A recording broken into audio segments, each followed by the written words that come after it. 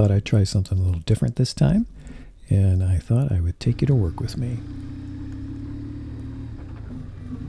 We're trying out some new GoPro cameras at Northwestern, and one of the things you can do is you can put them just about anywhere. So right now I just put one on my helmet to get a little bit of a rider's side view for you as I cruise through my neighborhood on my way to Northwestern. It has taken me quite a while to get used to living out here. It is a little bit quiet, and the fact that you actually have to drive everywhere is a little bit of a bummer. Drivers out here don't really take too kindly to people riding their bicycles on the road. They're a little aggressive out this way.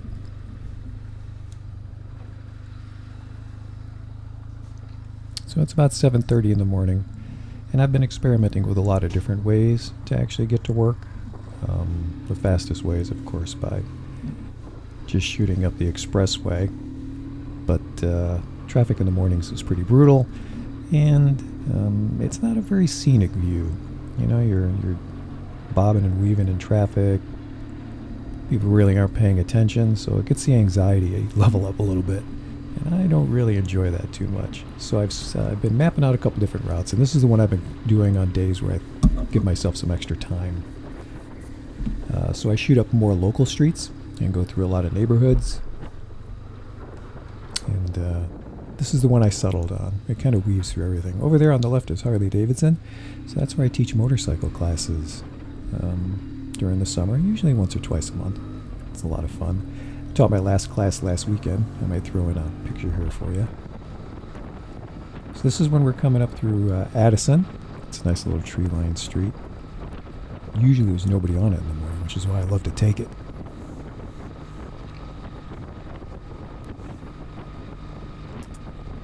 So I mentioned I was in this certificate program at Northwestern. It's Designing for Organizational Change, and you ask me, what is that? And to be perfectly honest, the little blurb they had on the website sounded interesting, but I wasn't really quite sure what it was all about. But the program started about 4 weeks ago, and we're doing, it's really looking at how people work within an organization and how information is passed around and or sustained in an organization. Because some of these larger companies, people come and go. Especially these days, there's a lot of job hopping going on. It's rare to find anybody that's been at a company for longer than 10 years these days. I think our generation might have been the last one to actually do that. So as opposed to like a traditional MBA, where you're looking at business side practices, how to keep the company lean and competitive, when we're looking at designing for organizational change, what we're really looking at is the people. Because that's where the value is generated. The value is generated through the work of individuals that are contributing to the company. It's rarely generated from the top. It always comes from the bottom. So this area is kind of where we transition more toward the northern suburbs. I was shooting straight up north earlier, and this is where we get into the really scenic part. I really enjoy this part of the ride because it's 2 lanes. It's rarely above 40 miles an hour, and I can enjoy the ride to work and just riding through the neighborhoods. There's some really nice tree-lined areas up here that are really beautiful in the fall. I never really understood the term rush hour. You know, like, why would somebody be rushing to get to work? I prefer to take my time.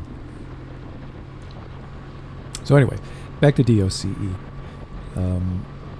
One of the first things we're looking at is artificial intelligence and how that's going to affect pretty much everything we do. You may have seen reports about the IRS being able to track down check fraud using AI.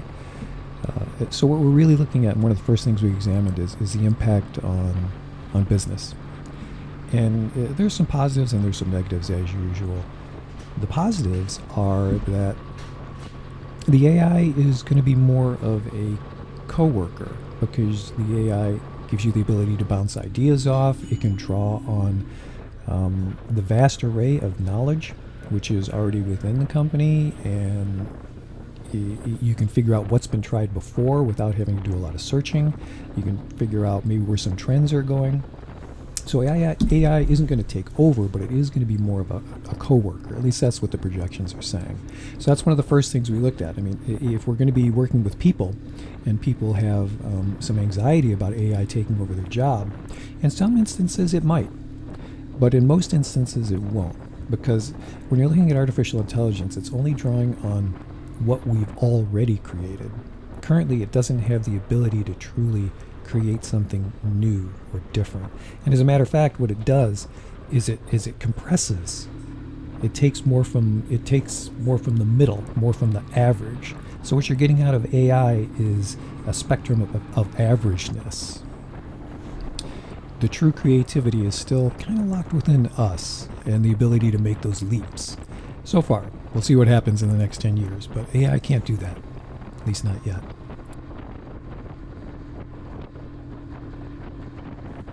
One of the next aspects we're looking at is how we interact and how knowledge is retained, and how those repositories are accessed and used. And because the newer generations are more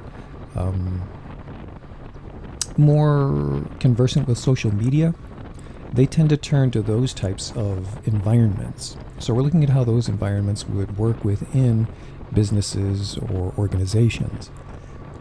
What tools are available to allow individuals to interact and exchange knowledge or capture knowledge. So of course, you've got your social networking, which really is kind of a cesspool these days as far as public social networking, like X and a few others out there. But what's interesting is the environment that you're trying to put together. So one of the explorations is personality types, learning, how people learn, and how they interact. So you don't get the water cooler moments where people are just hanging out, because we have such a diverse workforce. People are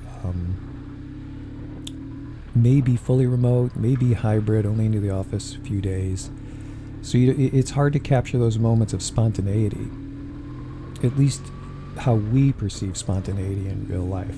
There's spontaneity that happens online, and sometimes you'll see it in the threads, where people just riff off of each other, and this thread just continues down in some type of chat environment or discussion area. And that's kind of interesting. But it may not be real time.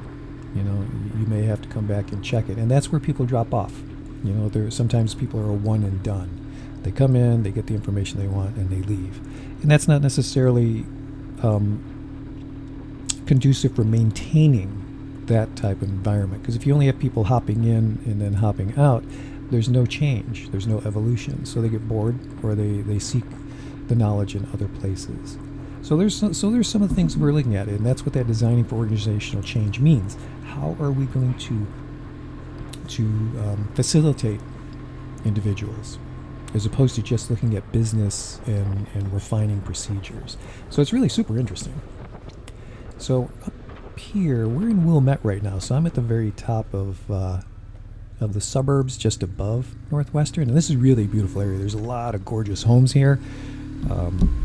I'll never be able to afford them, but they are beautiful to look at, and this is an especially nice part of the ride for me, because it's I'm getting to the point where I'm just getting to Evanston, and I'm going to start thinking about what I have to do for the day. Up until this point, I might have been listening to a really good audiobook, or maybe a little bit of music. Depends on the day. Yeah, let's just enjoy this for a minute.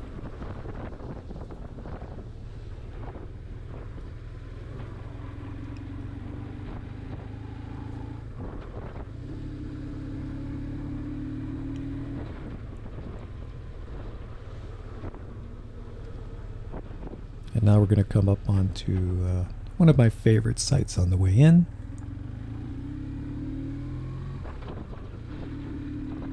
We're pretty close to the lakefront. It's just past those trees over there in front of me. But over on the right-hand side, once we get past this little intersection, and you may have seen this before. Oh, on this day we had a lot of construction going on. So I use the power of the motorcycle. Don't tell anybody. So there's the Baha'i Temple.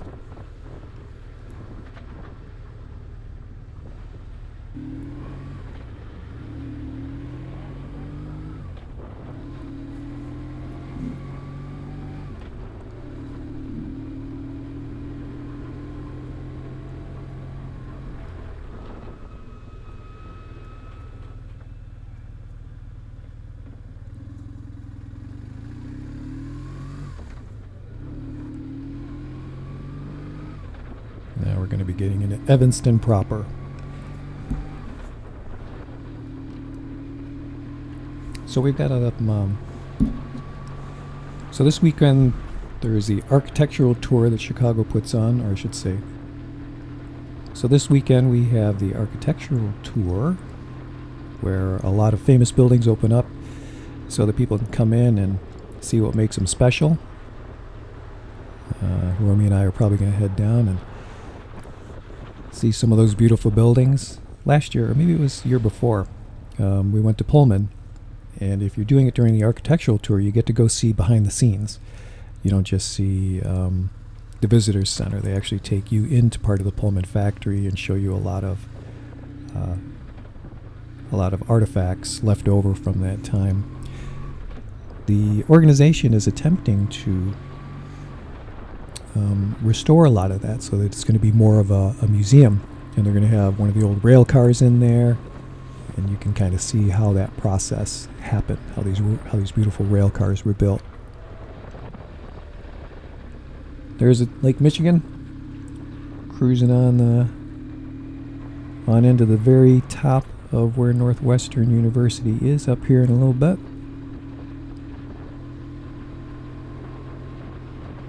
I'm on the southern part of campus. Northern part deals more with research, and the southern part deals more with undergrad and some graduate programs.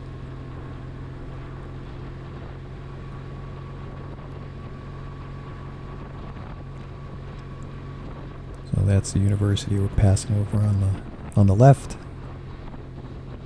parts of it.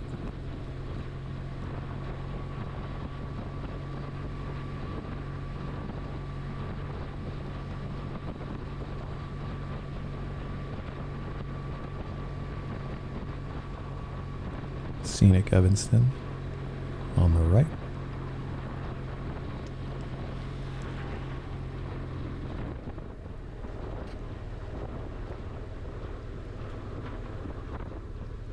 They're in the process of tearing down the old football stadium, building a new one, so they put up this whole temporary thing, which is actually pretty interesting. But on the downside, all the schools had to chip in, and my particular school had to throw in $700,000 toward that project.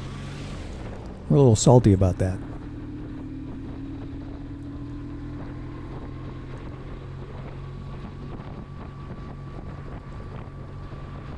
If you've ever seen the pictures back from the early 1900s, how much the school has grown, it's ridiculous. Filling in the lakefront just so they could have some more land, that was a project.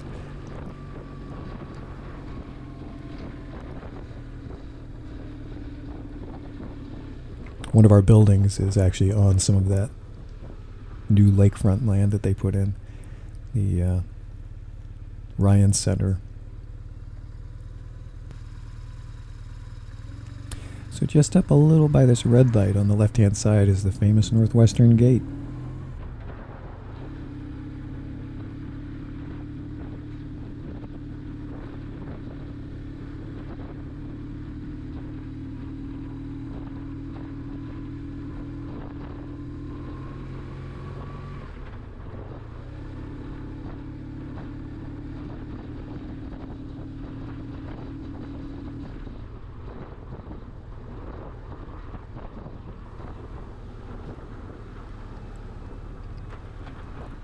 So we're coming up to the turn-in where I park my motorcycle in the lot and go to work.